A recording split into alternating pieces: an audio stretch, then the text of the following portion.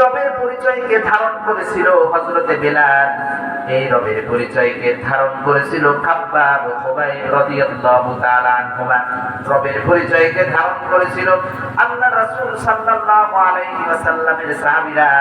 তার কারণে বাতিলের কাছে মাথা নত না করে ইসলামের পক্ষে থেকে তারা জীবন দিয়েছেন, কিন্তু বাতিলের কাছে কখনো মাথা নত করে নাই। সুবহানাল্লাহ।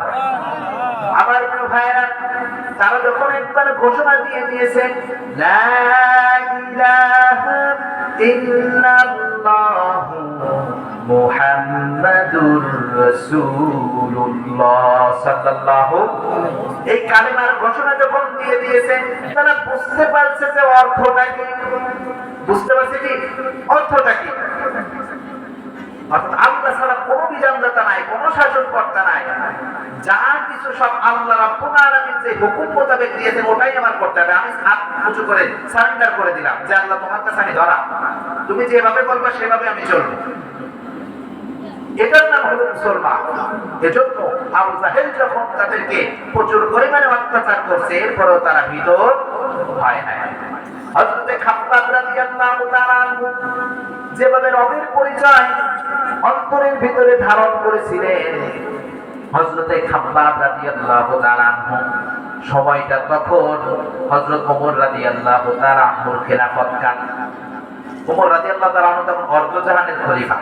পৃথিবীটাকে অর্ধেক করলে যতটুকু হয় এই জায়গার উনি প্রেসিডেন্ট। সুবহানাল্লাহ। সুবহানাল্লাহ। হযরত ওমরের সামনে একদিন হঠাৎ করে খাব্বাবের চাদরটা সরে গেল।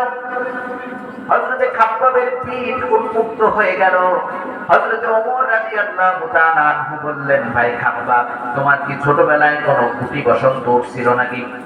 খাব্বাব বলে, না না ভাই, আমার তো কখনো গুটি বসন্ত ওঠে নাই, তুমি কেন এটা বললাম? হযরতে ওমর রাদিয়াল্লাহু তাআলা আনহু বললেন, ভাই গো, আমি দেখলাম যে তোমার পিঠে কিসের যেন কালো কালো দাগ হয়ে গেছে, গর্ত হয়ে গেছে, এটা কিসের দাগ? হযরতে খাব্বাব রাদিয়াল্লাহু তাআলা আনহু কান্না করে ফেললেন। খাব্বাব রাদিয়াল্লাহু তাআলা আনহু বললেন, এটা কোনো বসন্তের দাগ নয়।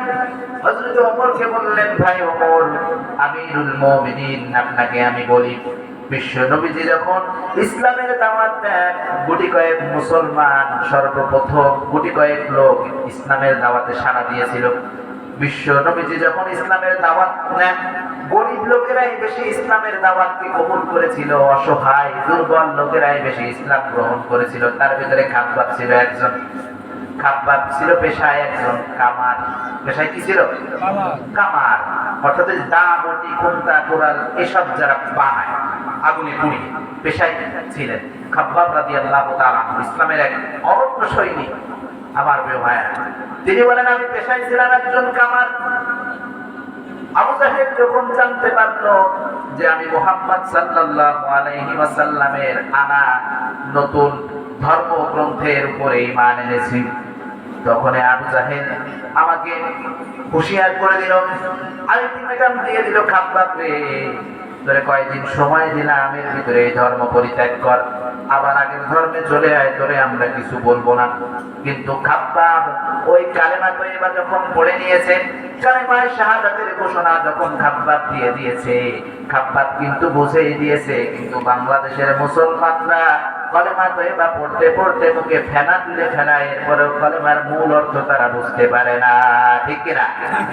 কিন্তু খাব্বাব রাদিয়াল্লাহু তাআলা একবার যখন কালেমা পড়েছে, সে কালিমার মূল অর্থ বুঝেছে, আমি নিজেকে আল্লাহর কাছে সুপর্দ করে দিয়েছি, সুতরাং আমার নিজের বলতে কিছু নাই, আল্লাহ রাব্বুল আলামিন যেটা বলবেন সেটাই এখন আমার রুলস এন্ড রেগুলেশন হবে, সেটাই মেনে আমার চলতে হবে।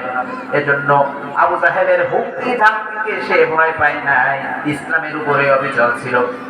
একদিন যখন সে ইসলামের পক্ষ থেকে সরতে পারল না, ইসলামের পক্ষ থেকে যখন সে সরে নাই, তখন আবু জাহেলের চেলা বেনারা এসে হযরত খাব্বাব রাদিয়াল্লাহু তাআলা বুঝে কয়লা পোড়াইতো, কয়লা পোড়ায় জ্বলন্ত অঙ্গার, ফুটন্ত আগুন গোলারে দোকানের সামনে ছড়িয়ে রাখলো এবং হযরত খাব্বাব রাদিয়াল্লাহু তাআলা মুখে প্রস্তাব দিল খাব্বাবরে, ঈমানটা শুধু ছেড়ে দে, কালেমা শুধু ছেড়ে দে, লা ইলাহা ইল্লাল্লাহ যে ঘোষণা দিয়েছি সেই ঘোষণাটা শুধু ছেড়ে দে, তোকে ছেড়ে দেব, তা না হয় কিন্তু এই আগুনের পরে ধরে দেব। খাব্বাব রাদিয়াল্লাহু তাআলা এমন ভাবে ইসলামকে আঁকড়ে ধরেছিলেন, বরং তার কাছে কোনো কিছুই ছিল না, আল্লাহ রাব্বুল আলামিনের ভালোবাসায় সে পাগল ছিল। সুবহানাল্লাহ পড়ে। আল্লাহকে যারা বেসেছে ভালো, দুঃখ কি আর তাদের থাকতে পারে, হতাশা কি আর তাদের থাকতে পারে, যারা রয়েছে মুখে কোরআনের বাণী, রয়েছে মুখে কোরআনের বাণী, হতাশা কি আর তাদের থাকতে পারে, দুঃখ কি আর তাদের থাকতে পারে। আল্লাহর ভালোবাসা থাকলে কি আর দুঃখ থাকে?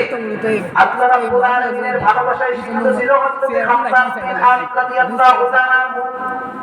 খাব্বাব রাদিয়াল্লাহু তাআলা আনহু বললেন, আবু জাহেল আমার কাছে প্রস্তাব রাখলো, খাব্বাব রে কালেমা ছেড়ে দে, মুহাম্মাদের ধর্ম ছেড়ে দে, যদি ধর্ম ছেড়ে দাও আবার আমাদের ধর্মে যদি চলে আসো ছেড়ে দেব তোরে, তা না হয় আগুনের মধ্যে ফেলাবো।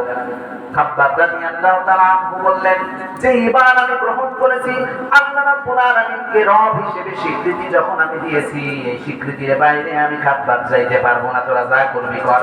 খাব্বাব রাদিয়াল্লাহু তাআলা আনহুকে চার হাত পা ধরে জ্বলন্ত অঙ্গারের উপরে শুইয়ে দেওয়া হলো এবং বুকের উপরে পাথর চাপা দেওয়া হলো। হযরতে খাব্বাব রাদিয়াল্লাহু তাআলা আনহু বললেন, এমন অবস্থা হয়েছিল আমার পিঠের চর্বিগুলো গলে গলে সেই জ্বলন্ত অঙ্গারগুলো নিভে গিয়েছিল, যার কারণে সেই চর্বি গলার গর্তটা এখনো পর্যন্ত আমার পিঠ থেকে যায় নাই। আল্লাহু আকবার। এইভাবে তারা আল্লাহ রাব্বুল আলামিনকে রব হিসেবে ঘোষণা দিয়েছিলেন যে আল্লাহ আমার রব, আমি এখান থেকে সরব না।